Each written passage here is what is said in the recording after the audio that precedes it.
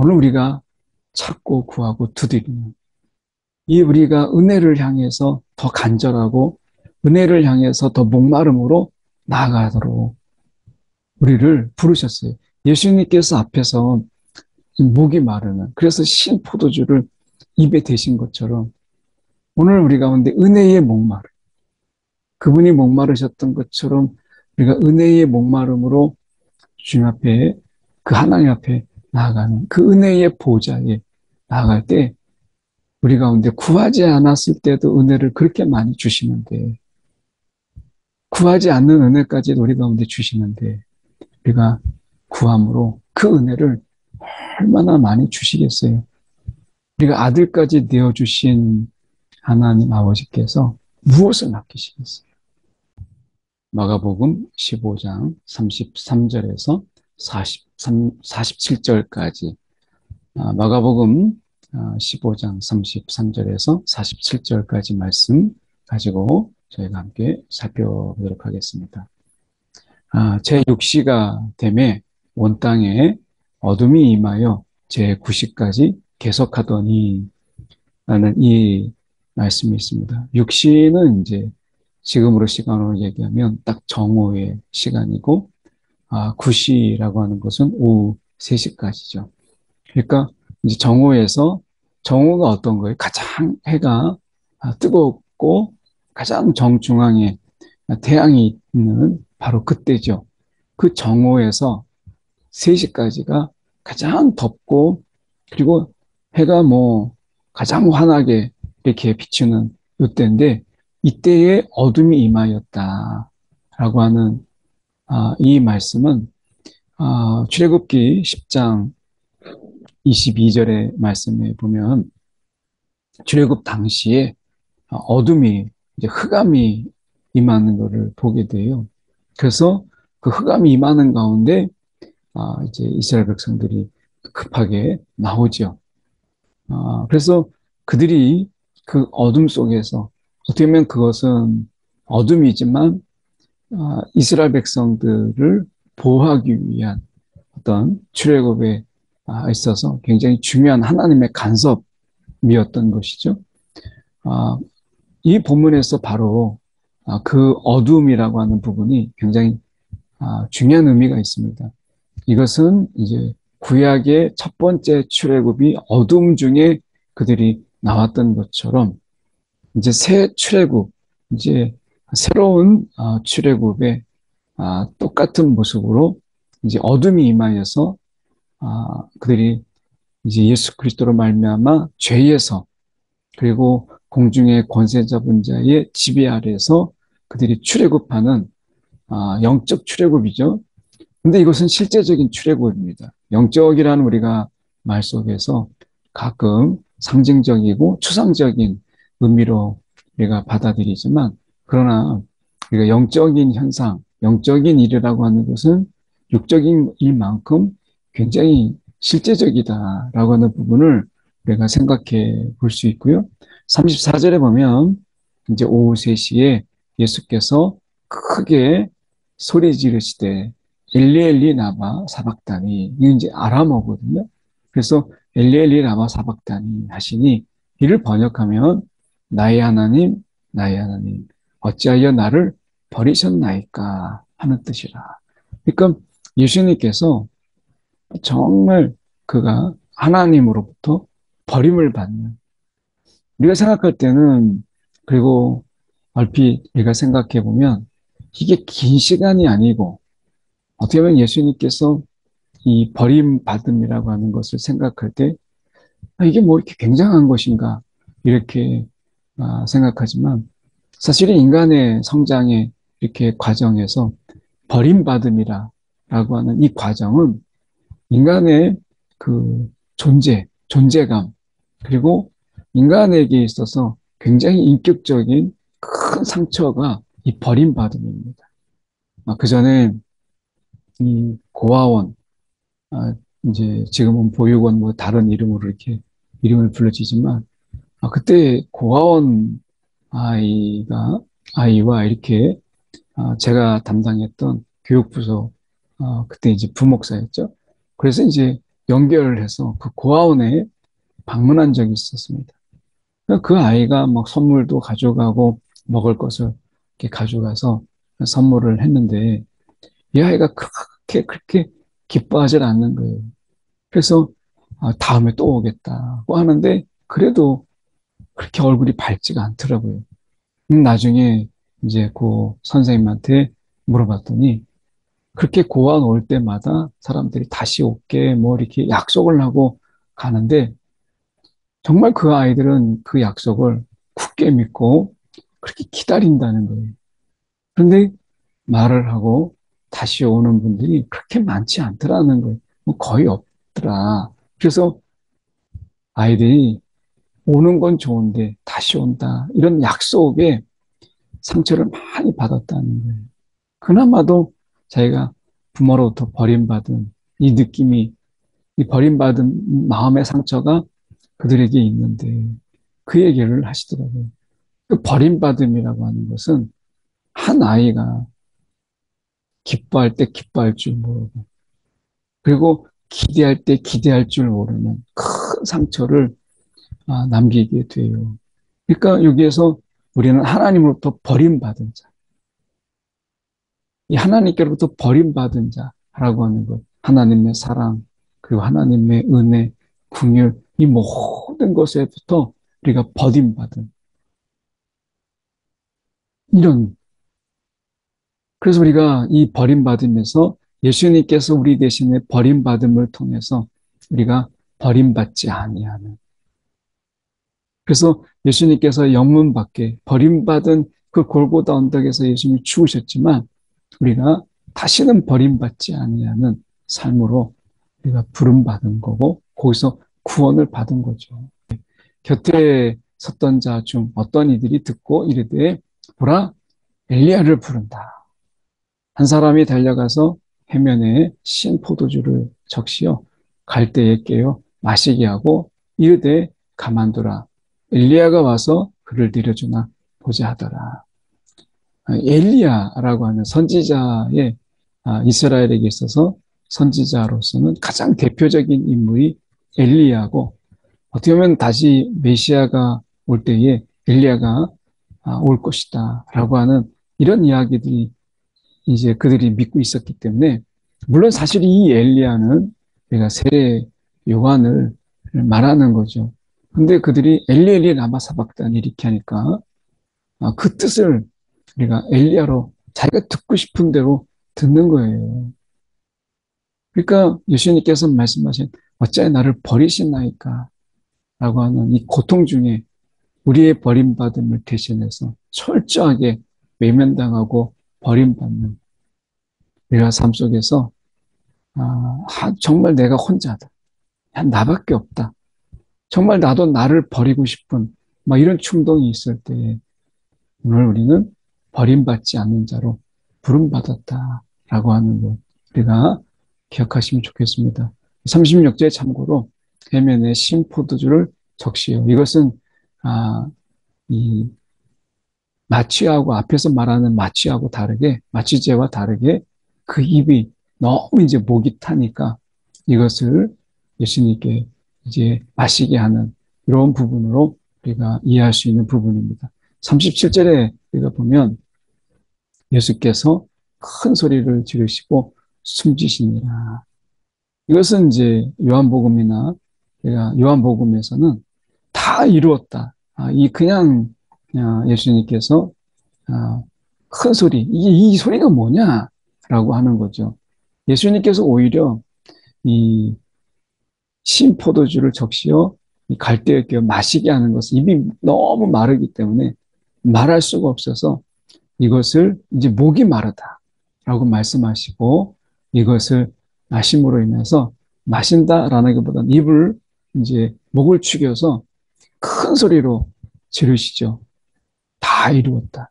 그냥 큰 소리가 아니라 다 이루었다. 라고 말씀하시고 숨지시니라. 우리가 요한복음을 참고하면 그렇게 말씀하셨어요.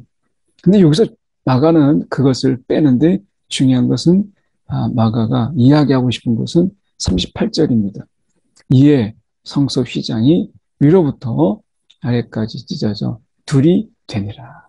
그러니까 예수님께서 십자가에서 죽으심으로 그 이루심이 뭐냐라고 하는 이 부분에서 요한복음은 다 이루었다라고 하는 그 승리의 선포, 이것에 요한복음은 이 초점을 맞췄고, 마가는 여기에서 큰 소리를 지심으로 숨지셨다라는 부분 속에서 그것으로 인해서 이루어지는 일을 초점을 맞췄어요. 그래서 약간 초점의 이 방향이 좀, 초점의 부분들이 좀 다른데, 38절에 보면 성소 휘장이 위로부터 아래까지 찢어져 둘이 되니라. 이 부분에 대해서 우리가 성소 휘장이 어느 것을 말하느냐. 우리가 성소에 들어갈 때 그 휘장이 하나 있고 성소와 지성소에 들어가는데 또 하나의 휘장이 있어요. 두 개의 휘장이 있는데 혹자는 이야기합니다. 성소로 들어가는 그 휘장이 갈라졌다면 밖에서 볼 수 있으니까 그것을 말하는 것이다. 어떤 분들은 아니다. 성소에서 지성소로 들어가는 그것이 우리가 위에서부터 아래로 찢어져 둘이 된다. 이렇게 이야기합니다. 전통적으로는 우리가 성소와 지성소 사이의 휘장이 이제 위로부터 아래까지 찢어진 것이다. 라고 하는 견해가 참 많습니다. 중요한 것은 성소의 휘장이 앞에 거든 뒤에 거든 중요한 것은 그것이 찢어짐으로 우리가 하나님께 나아가는 그 길이 이제 활짝 열렸다라고 하는 것입니다. 우리는 하나님께 감히 나갈 수 없는 그런 죄인들이고, 우리가 이 하나님께서는 그 죄를 싫어하시기 때문에, 혐오하시기 때문에 우리가 그 앞에 나갈 수가 없었어요. 그런데 우리의 죄를 다 짊어지시고 예수님께서 십자가에 죽으시고 그것으로 인해서 성소 휘장이 우리가 둘로 나뉘음으로 찢어짐으로 인해서 우리가 누구나 예수 안에서 하나님 앞에 나아가는 이 길이 열린 거예요. 이것은 굉장히 중요한 것인데요.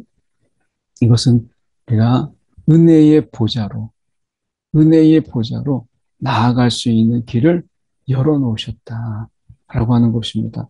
지성소 안에는 우리가 시은자라고 해서 우리가 언약궤를 덮는 그 위에 이제 시은자가 있죠. 은혜가 베풀어지는 자리. 그 지성소가 바로 그 자리인데 우리가 거기까지 나아가도록 길을 열어놓으셨다. 여기서 우리가 생각해 볼 수 있는 것은 우리가 은혜를 사모하고 우리가 늘 은혜의 자리에 나아가는 일에 우리가 조금 더 게으르지 않았으면 좋겠다. 라고 하는 게 이미 은혜의 자리에 그 나아가도록 이미 길이 열렸어요. 물론 하나님이 우리 가운데 은혜를 부으시죠. 우리가 구하지 않는 것까지도 응답하시는 하나님이시니까. 그런데 오늘 우리가 찾고 구하고 두드리는 이 우리가 은혜를 향해서 더 간절하고 은혜를 향해서 더 목마름으로 나아가도록 우리를 부르셨어요.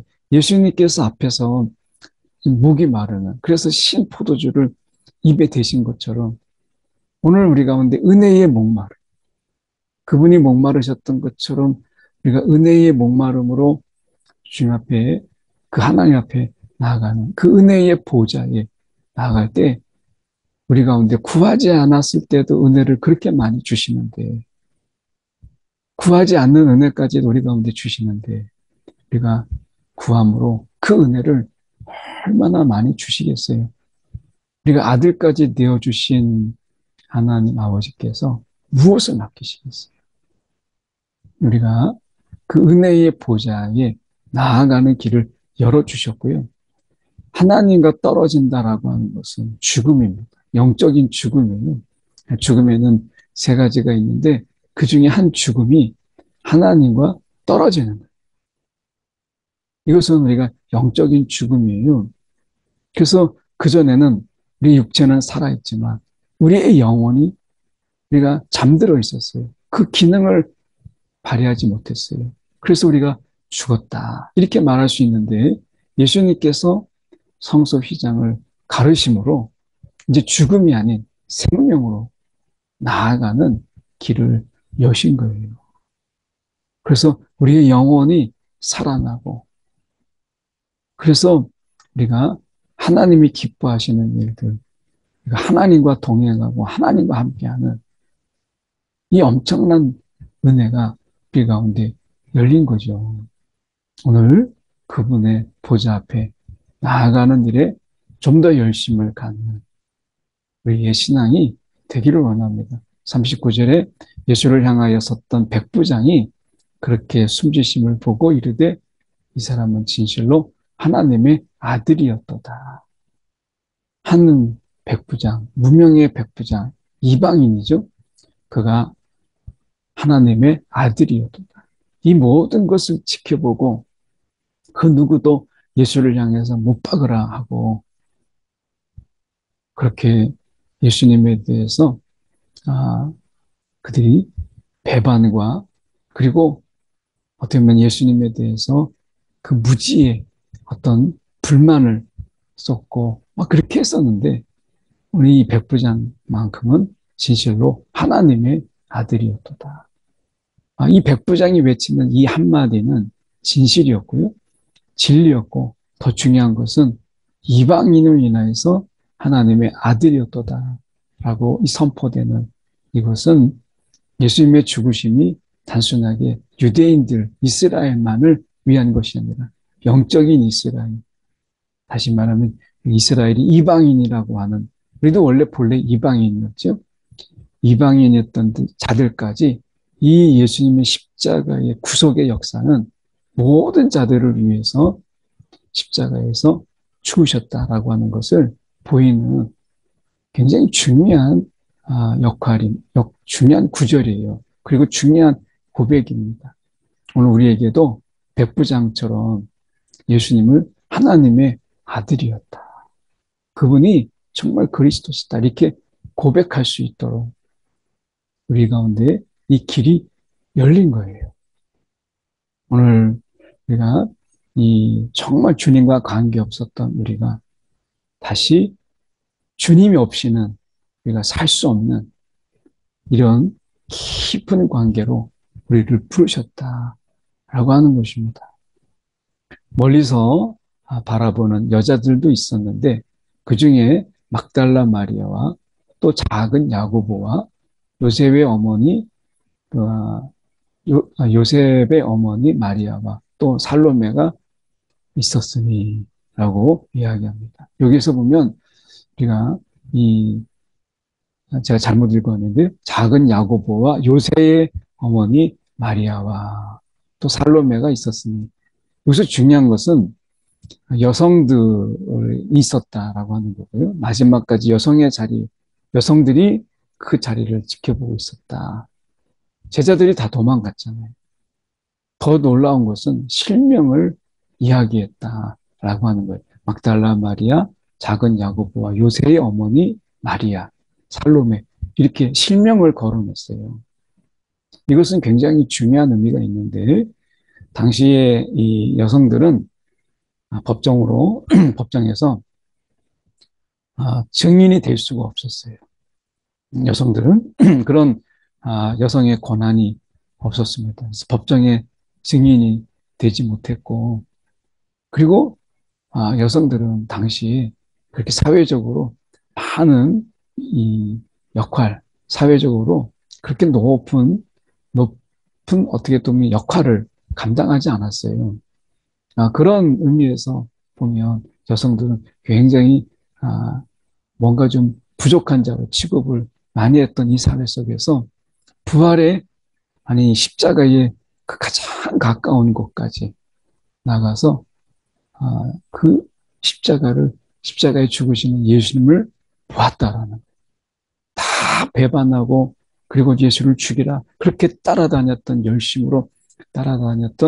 많은 사람들이 예수님께 등을 돌리고 예수를 죽이라 했는데 이 여자들은 그 자리를 지키고 그리고 41절에 보면 이들은 예수께서 갈릴리에 계실 때에 따르며 섬기던 자들이요. 또 이외에 예수와 함께 예루살렘에 올라온 여자들도 많이 있더라. 많이 있었더라. 그러니까 그렇게 함께 동고동락을 했던 제자들은 다 도망을 갔는데 여기에 실명을 거론하면서 이야기했던 많은 여자들은 그 자리를 지켰어요. 나약하다고 생각했고 사회적으로 우리가 그 영향력이 아주 미약한 그리고 증인의 능력이 없는 그들은 그 자리를 지켰어요. 어찌 보면 우리가 강한 자, 굉장히 강한 자 같은 그런 자들이 실제는 약하고 약한 자 같았던 그들이 실제로는 강하고 용기가 있는 그런 자들을 많이 보죠. 우리가 세상에서는 약한 자 같지만 우리가 주 안에서 강한 자다라고 하는 것. 우리가 정말 마지막에 예수님의 그 십자가의 자리까지 함께 있던 이 많은 여자들, 오늘 우리가 어디까지 갈 수 있는가? 한편으로 본다면 우리가 지난 시간에 봤던 것처럼 기도가 아니면 우리가 베드로처럼 멀찍이 따라가고 거기서 결국에는 예수님을 저주하기까지 하고 도망가잖아요. 이 기도 없이는 거기까지 가지만 이 여인들은 기도하는 여인들이었어요. 그래서 그 자리까지 예수님의 십자가의 자리까지 자리를 지켰다. 기도 없이는 이 자리까지 올 수 없었고 어떻게 보면 이 여인들은 기도하는 여인이었다. 그 실명들이 다 나오잖아요. 오늘 우리가 이 말씀을 저희가 보는 가운데 42절에 보면 이날은 준비일 곧 안식일 전날이므로 저물었을 때에 안식일 전날입니다. 그러니까 안식일의 시작은 이제 저녁 해가 떨어졌을 때부터 시작이죠. 그래서 당시에는 이제 사람이 이 십자가에서 죽으면 그것이 매달려 있으면 그게 땅을 부정하게 한다. 땅을 더럽히는 것이다. 라고 해서 끄집어내어서 시신을 빨리 처리했어요. 이게 십자가에서 이렇게 죽는 경우에는 거기에 한꺼번에 이렇게 시신을 이렇게 던져버리는 시신을 처리하는 그런 곳이 있었어요.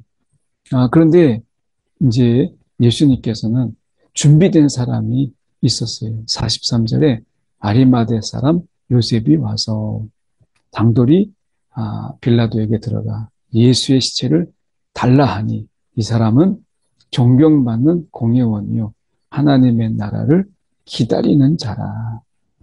이 아리마대 요셉은 알려져 있는 인물은 아닙니다. 그런데 적어도 사내들인 그 공회원이었다라고 하는 것은 매우 높은 직위에 있었다라고 하는 것을 볼 수 있고요.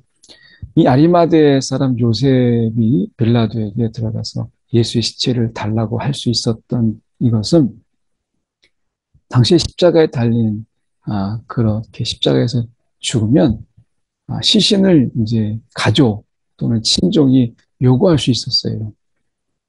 그런데 지금 아리마대 요셉은 친족이 아니잖아요. 또 가족도 아니죠. 그런데 그가 시신을 예수님의 시체를 요구했다라고 하는 것은 굉장히 중요한 거죠. 이 아리마대 요셉이 준비했던 무덤은 자신을 위해서 만든 가묘였어요.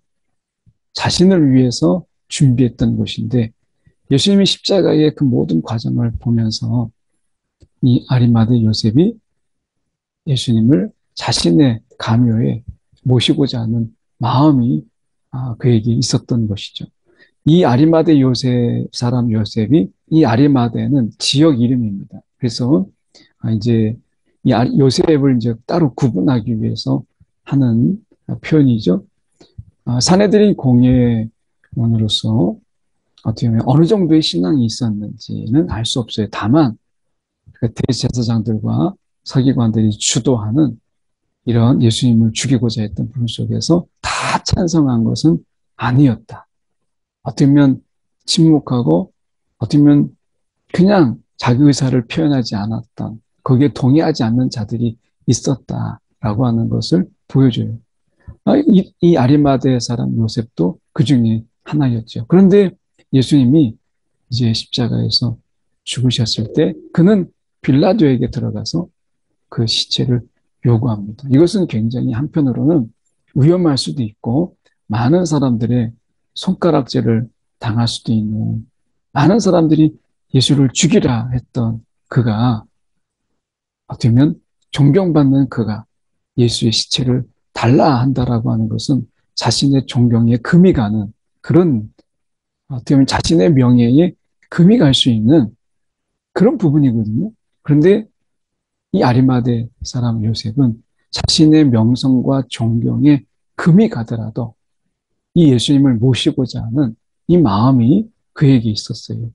이 하나님의 나라를 기다리는 자라라고 했을 때 그는 메시아를 기다렸고, 그리고 그 어떻게 보면 메시아가 이룰 그 나라를 그 또한 기다렸죠. 많은 사람들이 메시아를 통해서 다윗의 제국의 재건을 꿈꿨지만 오늘 아리마대 요셉은 이 하나님의 나라를 기다렸다라는 의미 속에서 그들과 다른, 우리가 좀 더 우리가 색깔이 다른 하나님의 나라를 기다리는 자라, 이렇게 말씀할 수 있어요. 메시아를 통해서 이루실 그 하나님의 나라, 하나님의 통치, 이런 부분이었죠. 그래서 어떻게 보면 이 아리마대 요셉을 하나님께서 준비해 놓으셨다. 이렇게, 그러니까 하나님께서 이미 시신을 어디에 묻을, 그래야 우리가 나중에 그 무덤에서 나온 부활을 볼 수 있잖아요. 그러니까 준비된, 하나님의 준비된 자가 있었다라고 하는 것을 우리가 보게 됩니다. 빌라도는 예수께서 벌써 죽었을까 하고 이상히 여겨 백부장을 불러 죽은 지가 오래냐 묻고, 보통 십자가에 달리면 보통 2, 3일 정도 걸립니다.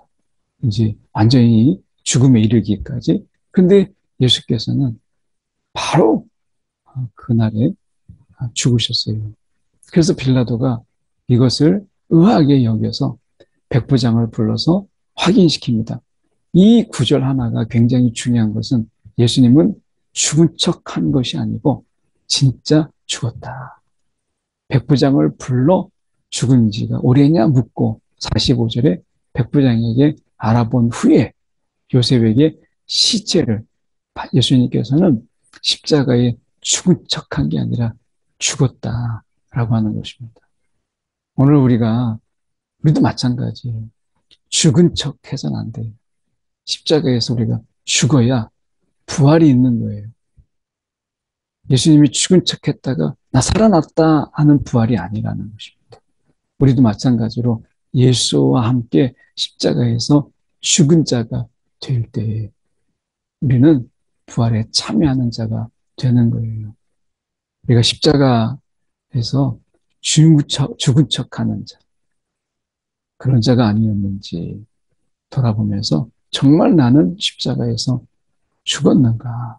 예수와 함께 십자가에서 죽었는가? 내 옛 자아, 죄성에 물든 내 자아가 정말 예수 안에서 죽었는가?